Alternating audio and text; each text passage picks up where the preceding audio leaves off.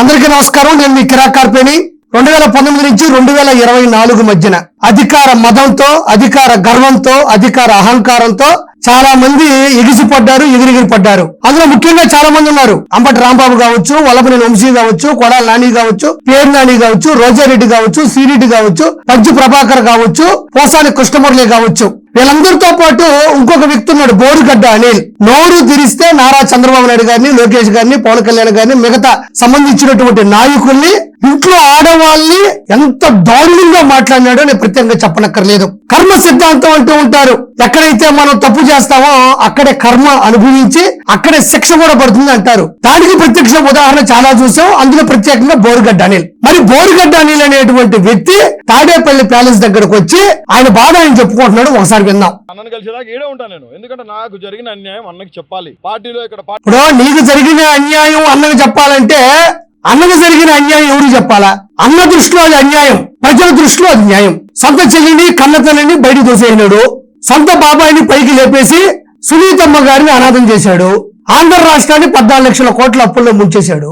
అలాంటి వ్యక్తి ఆయనకు అన్యాయం జరిగిందని తిరుక్కుంటా ఉన్నాడు. ఆయన ఎవరు చెప్పుకోవాలా? నువ్వేమో తాడేపల్లి ప్యాలెస్ దగ్గరకు వచ్చావు, ఆయనేమో యలహంక ప్యాలెస్ దగ్గర ఉన్నాడు. ఎవరు చెప్పుకోవాలా అని ఇక్కడ పార్టీ ఆఫీస్ లో ఏం జరుగుతుందో అన్నకి చెప్పాలి. జెండా పట్టుకొని రోడ్డు మీదకి వచ్చి కష్టపడి తిరిగి చెప్పులు లేకుండా జగన్మోహన్ రెడ్డి గారి కోసం స్లోగన్స్ ఇచ్చుకుంటా ర్యాలీలు చేస్తే తెలుసుద్ది.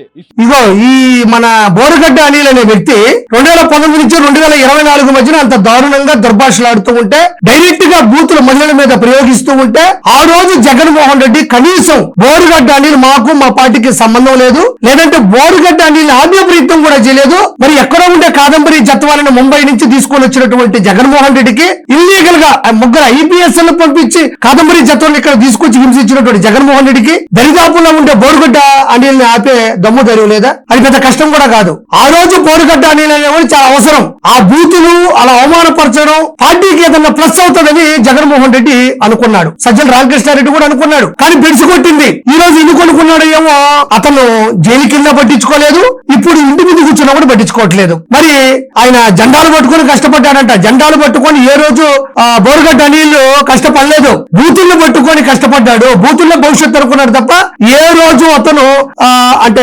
సమన్వయపరుచుకుంటూ న్యాయంగా బతకలేదు. ఇస్త్రీ గుడ్డలు వేసుకొని నలుగుకుండా సజ్జల రామకృష్ణ లోపల కూర్చుంటే పని అవుతుందా? అంటే నేను అనేది ఏంటంటే అందరూ పార్టీ ఆఫీస్ లో పోతున్నారు సంతోషంగా, నన్ను ఎందుకు ఆపుతున్నాడు అంటే నిన్ను ఎందుకు ఆపుతారు నువ్వు చెప్పాలా? మరి ఆ రోజు బూతులు మాట్లాడేటప్పుడు వాళ్ళు నిన్ను ఆపుంటే ఈ రోజు నువ్వు ఆపేవాడు కాదు. అవి కూడా వినిపిస్తాను. ఎంత దారుణంగా, ఎంత ధైర్యంగా అటాక్ చేస్తూ, ఫోన్లు చేస్తూ, బెదిరిస్తూ, ఎదిరిస్తూ నువ్వు చేసిన ప్రవర్తన అంతా ఇంత కాదు. ఆ రోజు నీ నోరుని గానా, నీ బిహేవియర్ ని గానీ నువ్వు ఆపుకొని ఉంటే ఈ రోజు నువ్వు ఆపరు. గుంటూరులో ఉన్న 4 నాయకుల కోసం ఆపుతున్నాడు ఆయన, బాపట్లో ఉన్న ఒక నాయుడు కోసం ఆపుతున్నాడు. నువ్వు ఏం ఆపగలవు? ట్రై చేయి, నువ్వు ఎంత చేస్తావు చెయ్యి. అంటే ఇంతకుముందు కూడా ట్రై చేయి అనే మాటలు వాడేవాడు, దాంతో పాటు కొన్ని బూతులు జోడించేవాడు. ఇప్పుడు మాత్రం ట్రై చేయి అనే పదాలు మాత్రం వాడుతున్నాడు. నేను ఇక్కడ గుడిసేసుకొని రోడ్ లో ఒక చిన్న మంచం వేసుకొని పడుకొని జగన్ కోసం పనిచేస్తానికి సిద్ధమైన ఇప్పుడు కూడా ఏం మాట్లాడుతున్నారు లోపల పార్టీ ఆఫీస్ లో? పార్టీకి వ్యతిరేకంగా వచ్చి కూర్చున్నాడని. నేను ఏమన్నా 10,000 మంది ధర్నా వేసుకొని వచ్చి కూర్చున్నా? నేను చాలా పీస్ఫుల్ గా జగన్మోహన్ రెడ్డి గారిని కలిసేదానికి లోపలికి పోనీపోతే ఇక్కడ బయట కూర్చున్నా. నేను లోపలికి పిలిచి నేను అన్నాను కలిసా కదా పోయి. జగన్మోహన్ రెడ్డి గారి కోసం వెయిట్ చేస్తాం. జగన్మోహన్ రెడ్డి గారితో నేను నా భార్య వెళ్ళి మాట్లాడతాం. మాకు జరిగిన అన్యాయం ఆయనకి చెప్తాం. ఎందుకంటే ఇవన్నీ ఆయనకి తెలియదు. అదే విధంగా బోరుగడ్డ అనిల్ జగన్మోహన్ రెడ్డిని కలిస్తే ముందు అసెంబ్లీకి కూడా పంపించు, తర్వాత పులివెందులకు సంబంధించి ఎమ్మెల్యే అతను పులివెందులకు కూడా పంపించు, ప్రజల మధ్యకు పంపించు. ఆయనకి నువ్వు కూడా న్యాయం చేయాలని కోరుకుంటున్నా. అయితే గతంలో ఇదే బోరుగడ్డ అనిల్ ఏం మాట్లాడాడో ఒకసారి విన్నాం. నేను తలుచుకుంటే నా కొడుక 8:30-9 నీ నాయకుడు వాడి కొడుకు మేము తోపులు అని కాలు రగరాసిన కొడుకులు మొత్తం తలకాయలు పార్సిల్ చేస్తా నా కొడుక. తలుచుకుంటే గుర్తుపెట్టుకో నా కొడుక. రే చంద్రబాబు నాయుడు 420 నా కొడుకును, NTR కుటుంబాన్ని నాశనం చేసిన నా కొడుకు, బొల్లివేత్తో అనుభవిస్తున్నా నా కొడుకు. ఇప్పుడు సీఎం ఆర్డర్ ఇస్తే అబ్బాయి కొడుకు నేను లేపుతా. నేను ఆల్రెడీ చెప్పా, చంద్రబాబు నాయుడు గారికి చెప్పా, లోకేష్ గారికి చెప్పా, నీకు కూడా చెప్తున్నా. నీ అమ్మ లంజా కొడుక విను. జగన్మోహన్ రెడ్డి జోలికి వస్తే ఏ నా కొడుకు చంద్రబాబు నాయుడైనా, వాడమ్మ నా కొడుకు, వాడయ్య ఖర్జూర్ నాయుడైనా, లోకేష్ గాడైనా నా కొడకల్లారా, రాత రాసిన భగవంతుడు కూడా మిమ్మల్ని కాపాడలేడు. రాసి పెట్టుకోండి లంజా కొడుకల్లారా. అయితే ఇది సాక్షాత్తు జగన్మోహన్ రెడ్డి అధికారంలో ఉన్నప్పుడు జగన్మోహన్ రెడ్డికి తెలిసి జగన్మోహన్ రెడ్డి ప్రతి వీడియో వింటూ ఎంకరేజ్ చేస్తూ ముందుకు తీసుకెళ్లిన వీడియోలు ఇవి. ఇక్కడ చంద్రబాబు నాయుడు గారి గురించి, వాళ్ళ నాన్నగారు గారి గురించి, నారా లోకేష్ గారి గురించి, మిగతా నాయకుల గురించి ఎంత దారుణంగా మాట్లాడినాడు వినండి. అవి నేను మళ్ళీ వినిపించే ప్రయత్నం కూడా చేయను, దాని గురించి నేను మాట్లాడదలుచుకోలేదు. ఎంత దారుణంగా తప్పులు చేస్తే చాలా వరకు చెప్తారు ఈ జన్మలో తప్పు చేస్తే మరి జన్మలో అనుభవిస్తామని, కానీ ఈ జన్మలో ఇంత దారుణంగా తప్పు చేస్తే ఈ జన్మలోనే రిజల్ట్ వస్తుందని చెప్పడానికి ప్రత్యక్ష ఉదాహరణ బోరుగడ్డ అనిలు. ఇక్కడ గంట టైం ఇస్తే అబ్బా కొడుకులు లేపేస్తా, కుటుంబంలో ఆడవాళ్ళని కూడా అనుసంధానం చేస్తూ మాట్లాడేటువంటి మాటలు ఎంత దారుణంగా ఉన్నాయంటే నేను మళ్ళీ వినిపించే ప్రయత్నం కానీ చెప్పే ప్రయత్నం కూడా చేయనక్కర్లేదు. ఈ బోరుగడ్డ అనిలు ఆ తర్వాత చూడండి జైలుకి వెళ్ళాడు. కట్ చేస్తే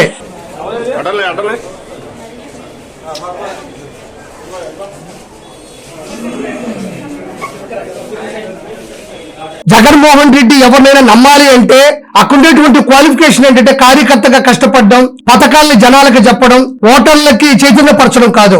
ఎదుటి పార్టీ వాళ్ళ ఆడవాళ్ళని బూతులు పెట్టడం, వాళ్ళని టార్గెట్ చేయడం, క్యారెక్టర్ అసాసినేషన్ చేయడం, దొంగతనాలు చేయడం, కిడ్నాపులు చేయడం, ఇలాంటివి చేస్తే జగన్మోహన్ రెడ్డికి నచ్చుతారు. జగన్మోహన్ రెడ్డి కంట్లో పడాలి అంటే, జగన్మోహన్ రెడ్డి ఇంటికి వెళ్ళాలి అంటే జగన్మోహన్ రెడ్డిని పర్మిషన్ అక్కర్లేదు, జగన్మోహన్ రెడ్డి పిఎల్ కలవక్కర్లేదు. చంద్రబాబు నాయుడు గారి యొక్క కూటమి ప్రభుత్వంలో ఉంటే ఎవరినైనా బూతులు తిడితే, క్యారెక్టర్ అసాసినేషన్ చేస్తే లేపేస్తానని వార్నింగ్లు ఇస్తే అది జగన్మోహన్ రెడ్డి ఆ వీడియోల మొత్తాన్ని ఇంటికి తెప్పించుకొని మరి చూసుకొని మురిసిపోయి వాళ్ళు కలిసే ప్రయత్నం.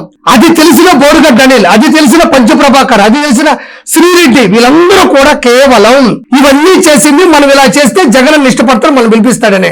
జగన్కేంటి రానున్న 30 సంవత్సరాలు మనదే ప్రభుత్వం, మన కాదు ఇంకో ప్రభుత్వం రాదు, జనాలు మనల్ని అమితంగా ఇష్టపడుతున్నారు కాబట్టి మనం ఏం చేసినా జనాలు ఆమోదిస్తారు. వీళ్ళేంటి మన బూతులు మాట్లాడితే, అబద్ధాలు మాట్లాడితే, ఎదుటి వాళ్ళని హింసిస్తే అన్ని ఇష్టపడతాడు, మనల్ని పిలిపిస్తాడు. ఈ రెండు లాజిక్ల ప్రకారమే ఇవి జరిగినాయి. మరి ఈ విధంగా మాట్లాడినటువంటి వ్యక్తికి కర్మ సిద్ధాంతం ఎలా అయిందంటే జగన్మోహన్ రెడ్డి ఇంటి ముందు నిలబడుకొని జగన్మోహన్ రెడ్డిని అడుక్కుంటున్నాడు. కాబట్టి ఇలా చాలా మంది ఉన్నారు. రానున్న రోజుల్లో అదే జగన్మోహన్ రెడ్డి ముందు మీరు అయా ఇక్కడ నేను చెప్పేది ఒకటే, సొంత చెల్లి కన్న తల్లి రక్త సంబంధికులుగా న్యాయం చేయలేకపోయాడు. ఆయన కోసం బూతులు తిట్టి, ఆయన కోసం బండ బూతులు తిట్టి దారుణాది దారుణమైన దుర్భాషలాన్ని నీకెందుకు న్యాయం చేస్తాడు? కాబట్టి ఒకసారి ఆలోచించాలి మనస్ఫూర్తి కోరుకుంటూ. ఇలాంటి బోరుగడ్డ అనిల్ లాంటి వాళ్ళు చాలా మంది ఉన్నారు. వాళ్ళందరికీ కూడా కర్మ సిద్ధాంతం వర్తిస్తుందని మనస్ఫూర్తి కోరుకుంటూ థ్యాంక్ యూ సో మచ్.